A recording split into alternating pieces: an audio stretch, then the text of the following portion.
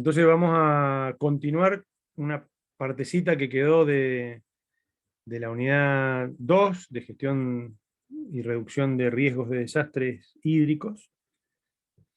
Y me interesa que veamos un poco un marco normativo, ¿no?, a nivel internacional, nacional y provincial, que atiende un poco estos temas de gestión o reducción de riesgos de desastres. Yo les he ido comentando que organizaciones internacionales como la UNESCO o las mismas Naciones Unidas eh, celebran de vez en cuando, con cierta frecuencia, anual, bianual, reuniones internacionales donde, digamos, participan alrededor de 200 países de todo el mundo, con representantes, tanto políticos como técnicos, ¿no?, de instituciones públicas, del Estado, como de instituciones científicas. Y en estas reuniones lo que se hace, básicamente, es tratar, es consensuar, debatir temas de interés global, ¿no? Hay grandes preocupaciones que yo les he ido comentando a lo largo de las charlas, que son comunes en todo el globo, ¿no?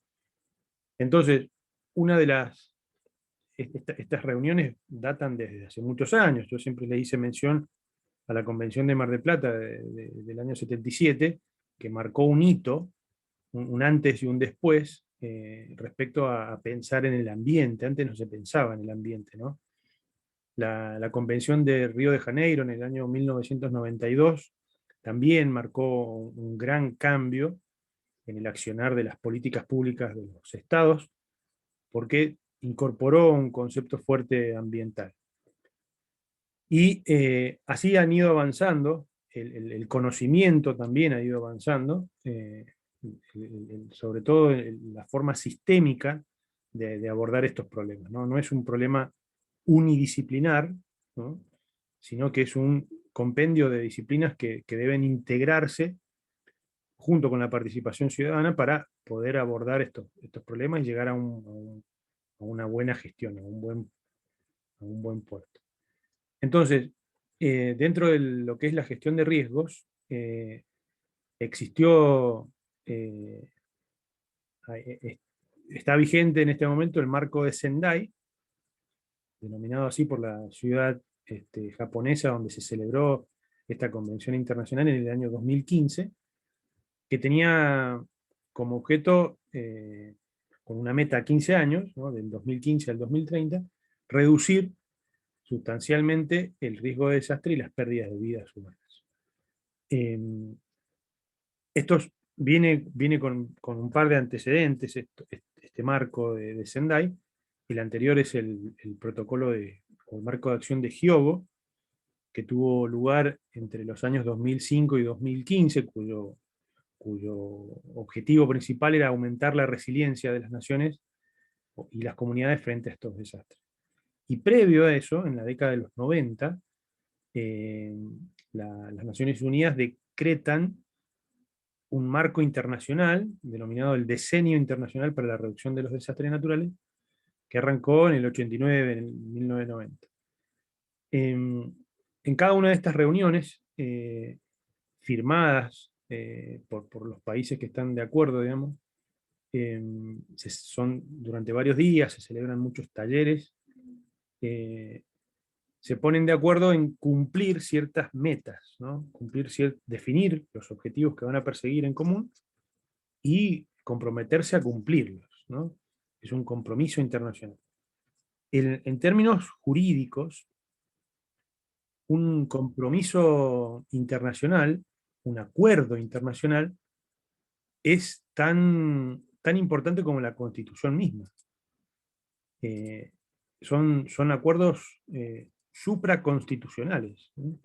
Es decir, para poder acordar un acuerdo internacional, para poder firmar un acuerdo internacional, no debe haber en nuestra Constitución estatal, en nuestras leyes nacionales o provinciales, alguna ley que esté en contra de ese acuerdo. ¿Se entiende? Porque es como una escalera de importancia vertical. Es decir, así como una ley provincial no puede estar en desacuerdo con una ley nacional, eh, tampoco lo puede estar una nacional con un acuerdo internacional. ¿Se entiende? Entonces es muy importante esa firma de los países en estos acuerdos internacionales, porque casi tiene más peso que la constitución propia, ¿no? Entonces, este marco de Sendai fue firmado por Argentina, eh, establece 4 prioridades de acción. La primera tiene que ver con el conocimiento del riesgo, entender el riesgo, evaluarlo, comprenderlo. Eh, Debe basarse en una comprensión del riesgo en todas sus dimensiones, que esto es lo que estamos queriendo, este, digamos, plasmarle a ustedes, el enfoque sistémico, ¿no? El enfoque transversal, integral, interdisciplinar, ¿no? Eh, la segunda, acá tengo un resumen más abajo. Entonces, la primera línea de acción es comprender el riesgo. La segunda línea de acción tiene que ver con la gobernanza, o las alianzas, dice ahí, ¿no? Esto lo vamos también a profundizar más adelante, en la unidad 5. La gobernanza tiene que ver con la articulación transversal y vertical de todos los sectores, de todas las instituciones, y con participación ciudadana. Es decir, tiene que haber una alianza, un alineamiento vertical normativo. Por ejemplo, esto es que les decía yo de que una ley subnacional no puede estar en contra de una ley nacional, por ejemplo. Tiene que haber una alineación. Eh, y también tiene que haber una integración horizontal, es decir, los sectores tienen que estar articulados. El sector privado, el sector público, el sector industrial, el sector de salud, el sector de educación, el de transporte, ¿sí? Todos los sectores eh, deben estar horizontalmente en función de esos niveles, ¿no? Local, provincial, nacional, deben estar articulados, ¿no? En un contexto internacional, la articulación, ¿dónde se da? Y en estas alianzas, en estos marcos internacionales, en la firma de estos acuerdos internacionales, está la gobernanza horizontal en ese nivel. Entonces, la segunda línea de acción es justamente eso, propender hacia la gobernabilidad o hacia la gobernanza para así tener una gestión de riesgo. La tercera tiene que ver con aspectos económicos, tiene que ver con introducir eh, la inversión en la prevención, ¿sí? Muchas veces los estados se han acostumbrado a invertir en la emergencia y en la recuperación, la rehabilitación después de un desastre. Y ahí es donde se gasta mal, se gasta de forma ineficiente. Una buena gestión se hace invirtiendo en la prevención, ¿no? Para reducir ese riesgo y estar mejor preparados. Ahí es donde entra la resiliencia, por ejemplo. Finalmente, la cuarta está en línea con eso, tiene que ver con aumentar la preparación frente a estos desastres para una recuperación rápida. Acá donde está la resiliencia, reconstruir mejor.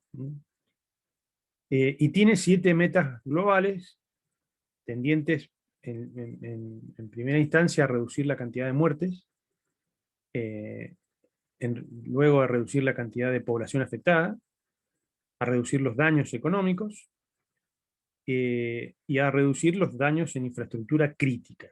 Este es un tema muy importante, está poco analizado, al menos en mi conocimiento. Eh, Existe en Mendoza, por ejemplo, un consejo, eh, el COEP, Consejo de Emergencia Provincial, eh, que creo atiende estos temas. Es decir, cómo una ciudad está preparada para un evento de cierta magnitud que pueda llegar a producir un desastre. Por ejemplo, en este caso, el sismo. Hay ciertos avances Yo le hacía la analogía entre el riesgo sísmico y el riesgo de inundación, por ejemplo. Estamos muy lejos de tener el mismo nivel que el riesgo sísmico, pero en líneas generales, por ejemplo, saber dónde están ubicados los centros de emergencia sanitaria, dónde instalar puestos sanitarios, puestos habitacionales, provisorios, bueno, todo lo que es la infraestructura crítica, por ejemplo un puente, saber qué puentes, qué accesos son críticos como para minimizar los riesgos en esos puntos, ¿no? Y completan estas metas globales, incrementar cada vez más la cantidad de países que firmen estos acuerdos. Hoy creo que son cerca de 190 países. Aumentar la cooperación internacional. Vamos a ver más adelante una experiencia que yo tuve en estos temas de cooperación internacional, la verdad que es muy enriquecedor. Y la disponibilidad de acceso de sistemas de alerta, ¿no? Los sistemas de alerta son soluciones no estructurales que tienden a prevenir, ¿no? Tienden a, digamos, a alertar a la población con cierta antelación ante un evento de importancia. Bueno, después tiene principios guías, donde básicamente el principal tiene que ver con la participación ciudadana, con la responsabilidad individual de la comunidad, es decir, si la comunidad, si el habitante individual asume una responsabilidad, una obligación, está siendo parte de la gestión de la reducción del riesgo, porque si la población, por ejemplo, un caso particular, los residuos sólidos urbanos en las redes de drenaje pluvial urbana, nuestras acequias. Ante un evento de precipitación de ciertas magnitudes, el sistema colapsa porque ya está saturado con residuos sólidos, con basura, con hojas, Entonces, digamos, eh, llegar a un punto donde la sociedad tome la responsabilidad de poner su granito de arena en ese aspecto, más allá de que existan digamos, funciones municipales de limpieza, barrido de calles, o en corredores hidráulicos, en canales aluvionales, la responsabilidad también está por parte de la dirección de hidráulica en este caso. Es su competencia mantener los cauces aluvionales o los canales aluvionales con capacidad hidráulica. Pero si la población no asume esa responsabilidad, y bueno, vemos escombros tirados sobre cauces, y eso aumenta el problema, ¿no? Entonces, principalmente esa obligación o esa responsabilidad de la sociedad es importantísima.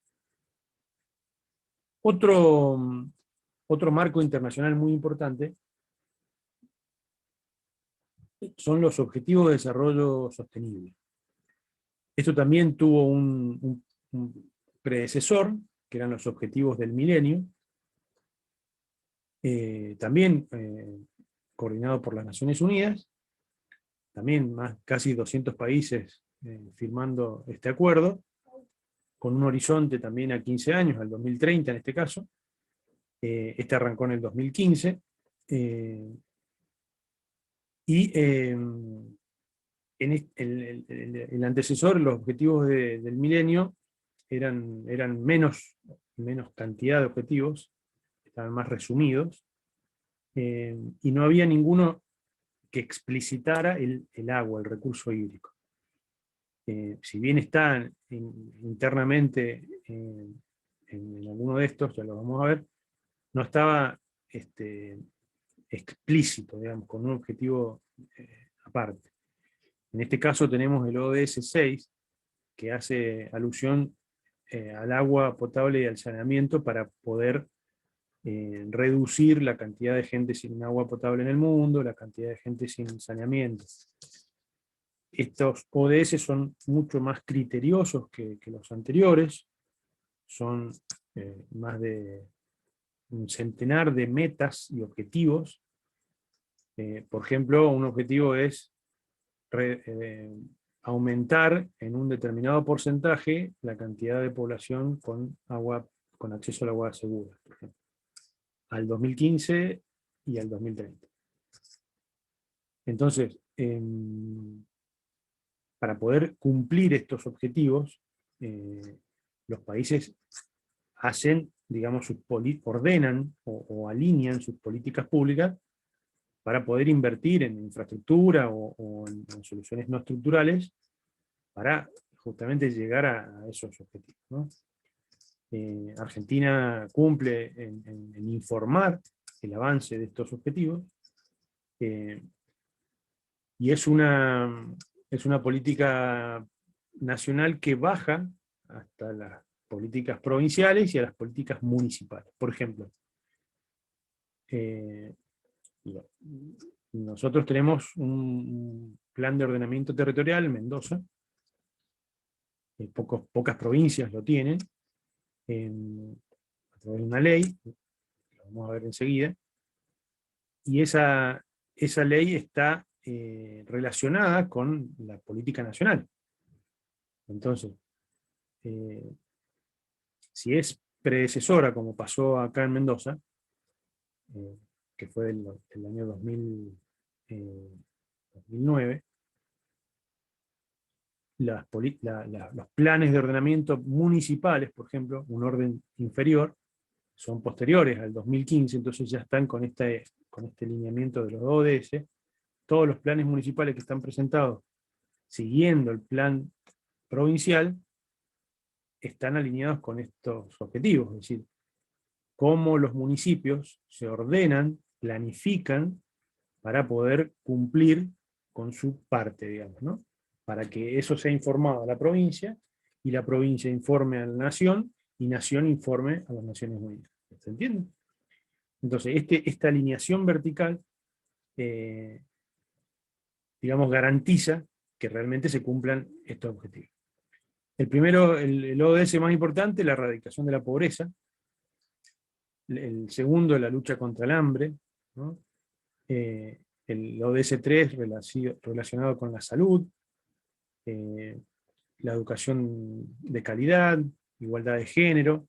El 6 es el que nos atañe directamente, agua potable y saneamiento.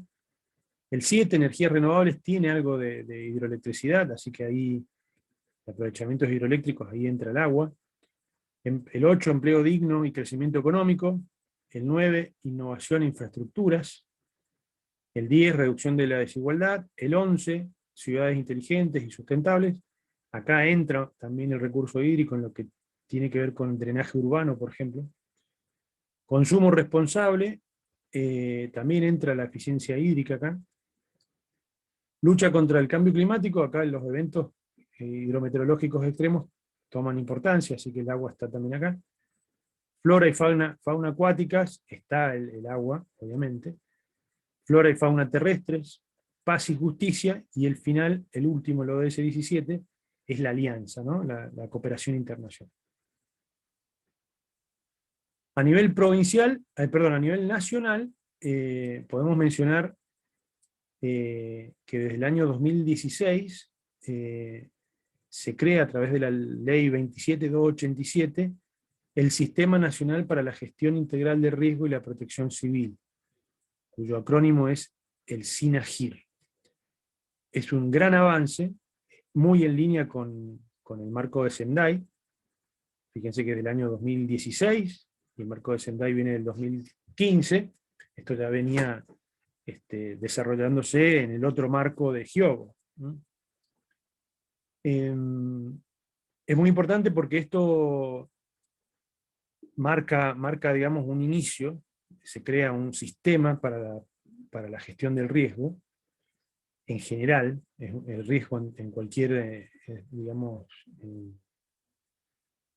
para cualquier amenaza, ¿no? Natural, socionatural o antrópica, pero hace específicamente énfasis en la gestión, que es lo que yo les decía, que los estados no tenían un marco de gestión, sino que siempre invertían en la emergencia, ¿no? Y en la recuperación, rehabilitación. Pocos países tienen este tipo de sistemas nacionales. Fue muy importante su creación. Y Mendoza, en el año, creo que 2017, ahí yo pongo un signo de interrogación porque cuando hice este slide, que fue finales o inicios del 17, no conocía si Mendoza había adherido a esta ley, con la ley provincial. Finalmente Mendoza adhiere con un solo artículo, adhiérase a la ley 27.287. ¿Qué quiere decir? Que falta todavía un desarrollo provincial de este marco, ¿no? de este marco de la gestión del riesgo. Existen también articulación de organizaciones públicas y organismos científicos que están trabajando en redes para estudiar problemáticas críticas, ¿sí? A nivel país, en zonas con distintos grados de riesgo. Mendoza no es una de las zonas elegidas para uno de estos casos pilotos iniciales. Y también hay avances en temas de Ley Nacional de Seguridad de Presas, ¿no? Que no existe. También hace falta esta ley. Yo les conté que luego de las concesiones de los aprovechamientos hidroenergéticos del país, las grandes presas, se crea el organismo regulador de la seguridad de presas, y ese organismo es el que, digamos, requiere los planes de acción durante emergencias para justamente saber actuar ante un evento, ¿no? Pero esos planes de acción de la emergencia tienen mucho contenido desde lo técnico, en cómo es la amenaza, en cómo podría romper la presa, cuáles serían los mecanismos de falla de esa obra, y en función de ese análisis pormenorizado de los mecanismos de falla, bueno, actuar en consecuencia. Si los órganos electromecánicos, hidroelectromecánicos, tienen problemas porque falta mantenimiento, bueno, se le hace el mantenimiento y se reduce el riesgo, ¿no? Después, otra política pública muy interesante fue, hace varios años atrás, se creó el Plan Nacional del Agua, el que tenía 4 ejes, ¿no? Y uno de los cuales era relativo a la adaptación a los eventos hidrometeorológicos extremos. Entonces ahí está el tema de riesgo hídrico, ¿no? Brindar protección frente a inundaciones y sequías. Este plan sigue en vigencia, tengo entendido. Y a nivel provincial tenemos esto que les comentaba, la ley 8051 del 2009, fíjense, ven que es anterior al marco de Sendai, y anterior a los Objetivos de Desarrollo Sostenible, pero no quita que los planes de ordenamiento territorial municipal, que son exigidos por esta ley provincial, ya cumplen con estos ODS. En el año 2017 se logra aprobar el plan provincial de ordenamiento territorial, que ya está alineado con los ODS, y ahí donde requiere a los municipios sus planes de ordenamiento municipal. También tiene dentro de su contenido el plan planes específicos de riesgo. Entonces, no están avanzados todavía. Uy, me quedé sin luz. Vamos a cortar. Algo pasó. Ahí estamos, seguimos. Les decía entonces que está este marco normativo provincial, del cual los municipios, digamos, tienen indicaciones, y les comentaba que en el Plan Provincial de Ordenamiento existen la posibilidad de encarar planes especiales de riesgo, ¿no? Les comenté unos ejemplos que encargó la Secretaría de Ambiente y Ordenamiento Territorial respecto a la evaluación de las amenazas, por ejemplo, aluvionales al oeste del área metropolitana. O sea que está avanzando en línea con la gestión del riesgo. Relativo a otras instituciones vinculadas al recurso hídrico, no podemos dejar de mencionar al Departamento General de Irrigación. En algún momento en la unidad 7, 8 de temas agrícolas, de hidrología agrícola, vamos a volver a tocar y a ahondar en cómo se administra y cómo funciona irrigación. La verdad que es un ejemplo a nivel internacional.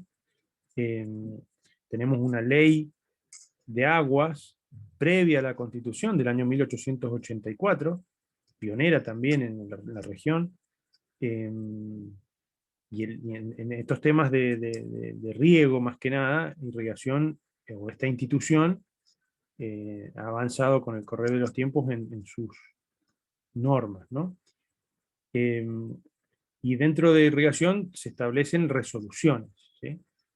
Y ahí están indicadas algunas resoluciones que tienen que ver con la, la factibilidad cuando se hace un cambio de uso de suelo. Por ejemplo, una parcela que tiene derecho de riego superficial y deja de producir y pasa a la vende y un desarrollador inmobiliario hace un barrio, bueno, el derecho de riego se puede perder, se puede ceder o lo puede seguir utilizando, pero para eso necesita pasar por esta institución, por irrigación, para otorgar una factibilidad. Entonces, de alguna manera, tiene incidencia en los cambios de uso de suelo y eso produce más escorrentías hacia aguas abajo. Entonces, de alguna manera, estas resoluciones tienen que incorporar el concepto de riesgo, que hoy no lo tienen. Otro tema importante respecto a la irrigación es el tema de la determinación y deslinde de la línea de ribera. Más adelante les voy a mostrar algunos gráficos, algo les adelanté. La línea de ribera divide lo público de lo privado, todos los cauces superficiales permanentes son públicos, ¿sí? Los ríos son públicos, son de las provincias, ¿sí?